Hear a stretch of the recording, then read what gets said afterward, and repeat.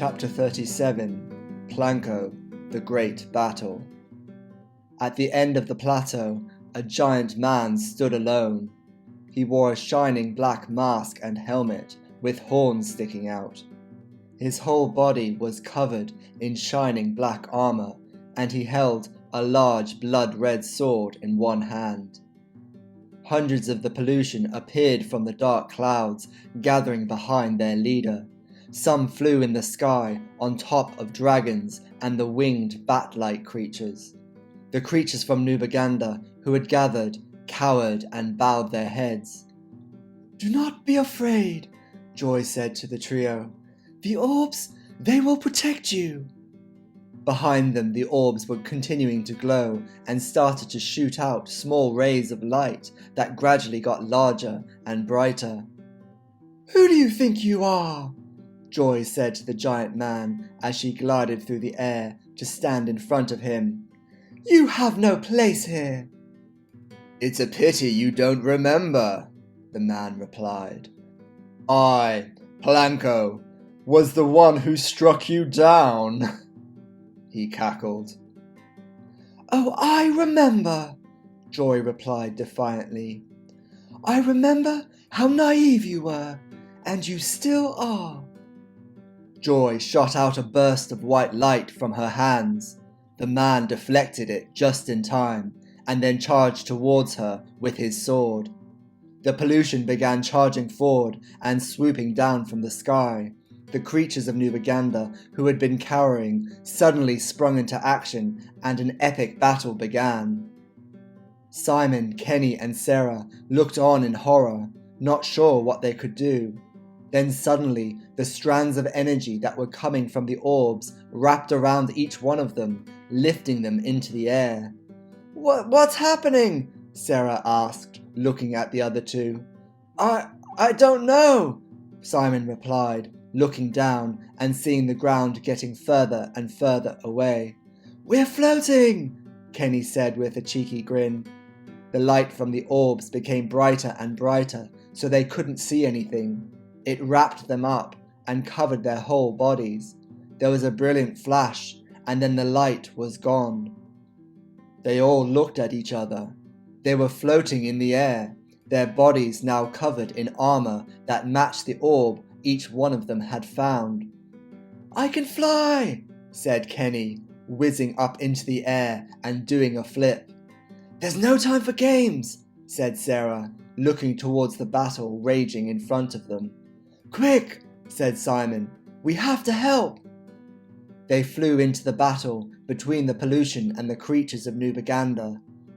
From the skies, the gem eagles and the grecons were coming from the south. Up the mountain paths, they could see the Alumas, Terry and Kerry, the Unimegas and the Yuppies. A pack of snugglewumps had appeared and were barging their way through the enemy.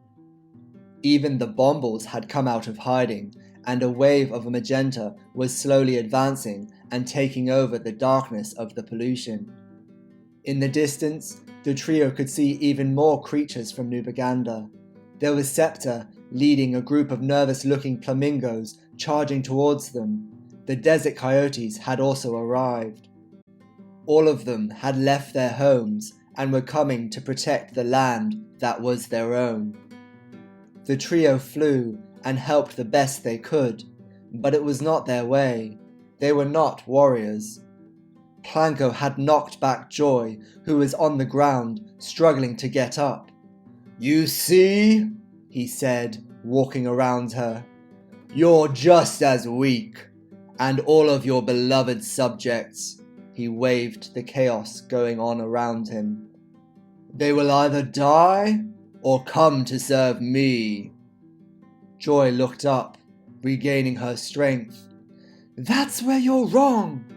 They were never my subjects, and they will never be yours." Planko raised his sword, which was powering up, the blood-red color getting stronger and stronger. The trio swooped down and surrounded him. "Get away from her!" Simon yelled as he flew down and rugby tackled Planko, knocking him back. As Planko fell back, He tried to grab Simon, but Simon dodged his arms and flew safely away. Kenny shot a blast of blue light from both of his arms that hit Planko, knocking him back. He turned, looking for his target. He saw Sarah and shot out a burst of red from his sword. Sarah reacted quickly and put up a green shield, protecting herself. He kept on turning, not sure which one to attack first. In the background, the pollution was slowly being defeated and pushed back. Many of them had started to retreat. They were running or flying back to where they had come from. The creatures of Nubaganda had joined forces and were protecting their world with all the tenacity and determination they had. "You are weak," Planko said to Joy, trying to hide his frustration. "Needing these small, insignificant humans to do your work." Joy got to her feet, and the trio landed on the ground surrounding him. They had him boxed in. Joy smiled and said, "There's nothing insignificant about them." The energy of the orbs came rushing out from the armor on all three of them, directly at Planko. He kneeled to the ground under the force of it. Joy walked to him and put her hand out. "Now it is our time to go," she said sternly before laying her hand on his shoulder. There was a flash of white light with a force that knocked everyone to the ground. The remaining pollution was swept away and disappeared into the sky. For several moments there was silence and everything was still. Kenny was the first to sit up. "Where's Joy?" he asked. Simon and Sarah both looked around. There was no sign of Joy or Planko. "She's gone," said Sarah. The creatures of Nubaganda were stirring. Some were hobbling and others were wounded. The healthy tended to those that were hurt, and everyone helped where they could. The black clouds were gone, and the sun was back in the sky, nearing the horizon, where it would soon set on another day. Simon got to his feet, looking over the devastation. He felt a sinking feeling in his heart. Yes, they had won, and that was something to be happy about, but so many of the creatures had been hurt or worse. Kenny and Sarah joined him, and they all hugged each other. They turned and saw that all of the creatures of Nubaganda were looking at them. The three of them looked at each other nervously. Steen, who had injured his right front paw, limped towards them. "You saved them," he said, before nuzzling into Sarah. The creatures started cheering and dancing about in celebration. Nubaganda had been saved.